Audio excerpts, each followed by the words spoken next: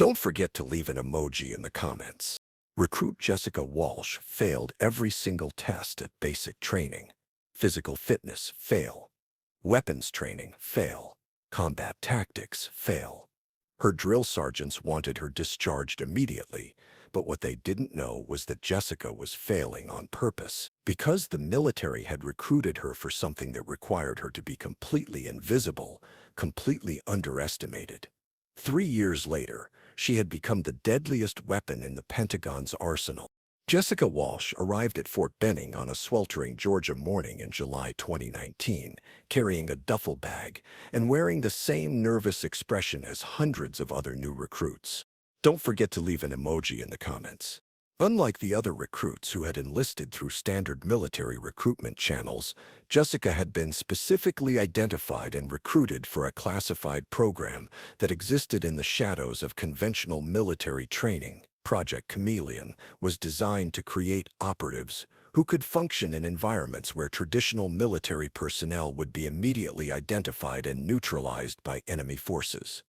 Jessica's recruitment had begun 2 years before she arrived at Fort Benning, when she was a college student struggling academically and socially at a small Midwestern university. Her academic performance was mediocre, her social connections were limited, and her future prospects appeared unremarkable. These characteristics made her perfect for Project Chameleon's requirements. Jessica's psychological evaluation revealed characteristics that made her exceptionally suitable for covert operations, though these traits were hidden beneath a surface appearance of insecurity and incompetence. She demonstrated remarkable emotional resilience, extraordinary observational skills, and the kind of analytical intelligence that could process complex tactical situations with exceptional accuracy. Most importantly, Jessica possessed the psychological flexibility necessary to maintain false personas for extended periods without experiencing the kind of identity confusion that destroyed most deep cover operatives. The training program that Jessica underwent before arriving at Fort Benning was unlike anything in conventional military preparation. For 18 months, she learned advanced combat techniques, weapons proficiency, surveillance methods, and psychological manipulation skills that exceeded the capabilities of most special forces personnel. This training was conducted at classified facilities that didn't officially exist, and by instructors whose identities were protected by multiple layers of security clearance. Jessica's instruction included extensive conditioning and failure simulation, teaching her to convincingly portray incompetence in every aspect of military training while secretly maintaining the skills necessary to complete complex operations. She learned to miss targets while actually being capable of extraordinary marksmanship, to stumble through obstacle courses while possessing exceptional athletic abilities, and to appear confused during tactical exercises while understanding strategic concepts better than most military officers. The psychological conditioning was as important as the technical training. Jessica learned to compartmentalize her abilities so completely that she could genuinely experience failure and frustration while knowing that her struggles were intentional and temporary. This conditioning allowed her to interact authentically with drill sergeants and fellow recruits without revealing any hint of her true capabilities. When Jessica arrived at Fort Benning for basic training, she was already one of the most highly trained operatives in American military history. Her mission was to complete basic training while appearing to fail consistently, establishing a military record that would provide perfect cover for future covert operations. The drill sergeants responsible for Jessica's training were frustrated by her performance, but didn't suspect that her failures were intentional. Staff Sergeant Martinez, Jessica's primary instructor, considered her one of the most challenging recruits he had encountered in 15 years of training new soldiers. Jessica appeared to be trying hard, but simply lacked the physical and mental capabilities necessary for military service. The most challenging aspect of Jessica's deception was maintaining her false persona during unguarded moments, when recruits thought they were unobserved. Jessica had to appear genuinely exhausted after physical training that didn't actually challenge her, seemed confused about tactical concepts she understood perfectly, and demonstrate emotional responses appropriate to someone struggling with military demands. Jessica's training records from basic training showed consistent failure across all measured categories. Her physical fitness scores placed her in the bottom 5% of her training class. Her weapons qualification scores indicated minimal proficiency with basic firearms. These officially documented failures were exactly what Project Chameleon required. Jessica's military record established her as an unremarkable soldier with limited capabilities and no special training or assignments. This background would provide perfect cover for future operations where she needed to appear ordinary and unthreatening. Jessica's graduation from basic training was itself part of her cover story. She passed with the minimum acceptable scores, avoiding both the distinction of excellence and the stigma of complete failure. Her drill sergeants recommended her for non-combat support roles where her apparent limitations would not compromise mission effectiveness or endanger other personnel. The assignment that Jessica received after basic training appeared to confirm her status as an unremarkable soldier with limited potential. She was assigned to administrative duties at a logistics command where her primary responsibilities involved filing paperwork and maintaining supply records. Her daily routine consisted of clerical tasks that required no special skills or security clearances. What Jessica's colleagues didn't know was that her administrative position provided perfect cover for intelligence gathering activities that supported ongoing covert operations. Her access to supply records allowed her to track equipment movements and personnel deployments that revealed patterns of military activity to trained analysts. Her clerical duties brought her into contact with personnel from various units, providing opportunities to gather information through casual conversations. Jessica's apparent incompetence made her invisible to security concerns that might have affected more obviously capable personnel. Nobody considered the possibility that a clerk who had barely passed basic training might be gathering intelligence or conducting surveillance activities. Her presence was so unremarkable that sensitive conversations often occurred in her vicinity without any consideration of operational security. For 2 years, Jessica maintained her cover identity while conducting intelligence operations that provided critical support for covert missions around the world. Her reports, disguised as routine administrative communications, contained tactical intelligence that influenced major strategic decisions. Her ability to gather information without attracting attention made her one of the most valuable intelligence assets in the Pentagon's network. The operative security was designed to detect and neutralize traditional military or intelligence threats. Jessica's first assassination mission was planned to appear like a random accident that occurred during what seemed to be a chance encounter with a clumsy military clerk. Jessica's cover story involved delivering misdirected paperwork to a civilian facility where the target maintained an office. Her apparent nervousness and confusion would explain her presence and provide a reason for any unusual behavior. Jessica's success in her first direct action mission established her as the program's most valuable operative. Her ability to eliminate highly protected targets while maintaining her cover identity made her capable of operations that no other asset could accomplish. She had proven that the concept behind Project Chameleon was not only viable, but extraordinarily effective. Over the following year, Jessica completed 17 additional assassination missions, each designed to appear accidental or unrelated to military operations. Her targets included foreign intelligence operatives, terrorist organizers, weapons traffickers, and individuals involved in cyber warfare against American interests. Every mission was successful, and none were connected to American military or intelligence activities. Jessica's operational security was enhanced by her continued performance as an incompetent administrative clerk during periods between missions.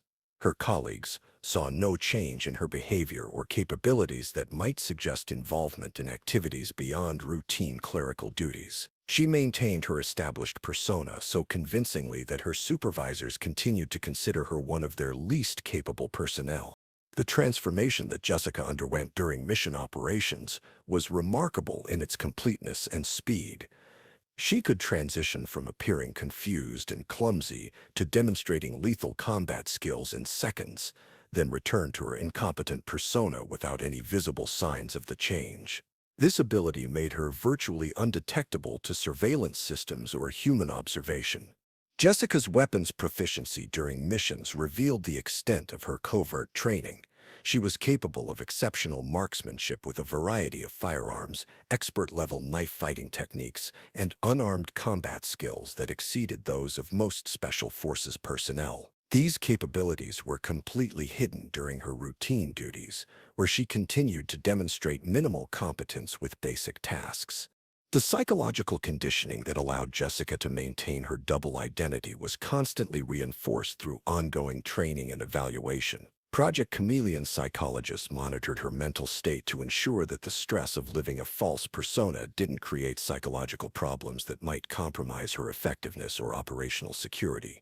Jessica's success attracted attention from senior Pentagon officials who were impressed by the program's achievements, but concerned about the implications of creating operatives whose capabilities were completely hidden from conventional military oversight. The expansion of Project Chameleon into a larger program began with Jessica's proven success as a template for creating additional operatives. The military began identifying other recruits who could undergo similar training and conditioning to create a network of apparently incompetent soldiers who were actually highly skilled covert operatives. Jessica's role evolved from active operations to training and program development as Project Chameleon expanded.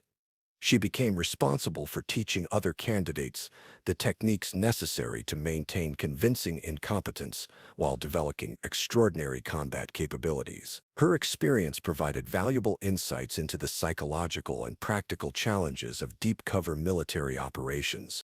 Jessica's influence on American covert operations extended beyond her individual missions to affect broader strategic approaches to intelligence gathering and targeted elimination. Her success demonstrated that traditional assumptions about operative identification and capability assessment needed fundamental reconsideration in light of evolving threats and technological surveillance capabilities.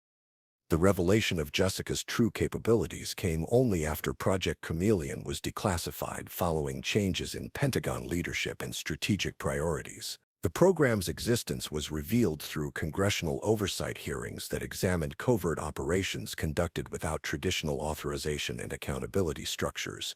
Jessica's military records were retroactively corrected to reflect her actual training and achievements, though many details of her operations remained classified to protect ongoing intelligence activities. Her official commendations included medals and citations that recognized her extraordinary contributions to national security, while acknowledging the unique nature of her service.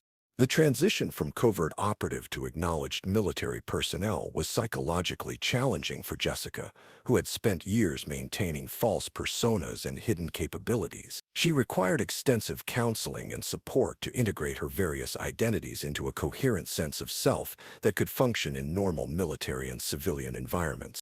Jessica's story became a case study in military training institutions and intelligence agencies around the world, illustrating both the potential effectiveness and the personal costs of deep cover operations that required operatives to completely disguise their true capabilities. Her experience provided valuable lessons for developing future programs that balanced operational effectiveness with psychological welfare. The debate over Project Chameleon's methods and achievements continued long after Jessica's individual involvement in active operations.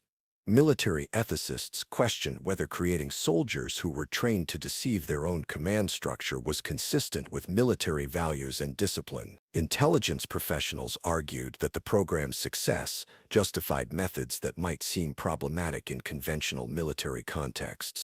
Jessica's perspective on her own service reflected the complex moral and professional questions raised by her experience. She expressed pride in her contributions to national security, while acknowledging the personal costs of maintaining false identities and conducting operations that couldn't be officially recognized or discussed. The recruitment methods used to identify Jessica and other Project Chameleon candidates were eventually modified to address concerns about consent and informed decision-making. Future candidates were provided with more complete information about program requirements and potential psychological impacts before agreeing to participate in covert operations training. Jessica's influence on military training methods extended beyond covert operations to affect approaches to developing adaptability and psychological resilience in conventional military personnel. Her techniques for compartmentalizing abilities and managing stress under deception were adapted for use in survival training and prisoner of war resistance programs. The weapons training methods developed for Project Chameleon, based partly on Jessica's experience, were incorporated into specialized programs for military personnel who might need to conceal their combat capabilities during certain types of missions. These techniques allowed soldiers to maintain cover identities while retaining access to their full combat skills when necessary. Jessica's story illustrates the extraordinary achievements possible when individuals are properly trained and motivated to serve national security interests, even when that service requires them to appear incompetent or unsuccessful. Her willingness to endure years of perceived failure in service of greater objectives demonstrates the kind of dedication and sacrifice that protects American interests around the world. The program that transformed Jessica from an apparently failing recruit into one of America's most effective covert operatives continues to influence military thinking about the nature of capability and the importance of operational security in an era of sophisticated enemy surveillance and intelligence gathering. Jessica Walsh proved that the most dangerous opponents are often those who appear least threatening, and that military effectiveness can sometimes be best achieved through the deliberate concealment of capabilities rather than their obvious demonstration. Her success established new paradigms for covert operations that continue to protect American interests in ways that may never be fully acknowledged or understood by the public. The recruit who failed every test had actually passed the most important test of all, the willingness to sacrifice personal recognition and professional advancement for the greater good of national security. Jessica's apparent failures were actually her greatest successes, and her hidden achievements were more valuable than any medals or commendations that could be publicly awarded. Some failures are actually victories in disguise, and some of the most successful military operations are conducted by people whose capabilities remain forever hidden from public view. Jessica Walsh learned that true military excellence sometimes requires the courage to appear incompetent, and that the greatest service to one's country might be service that can never be acknowledged or celebrated.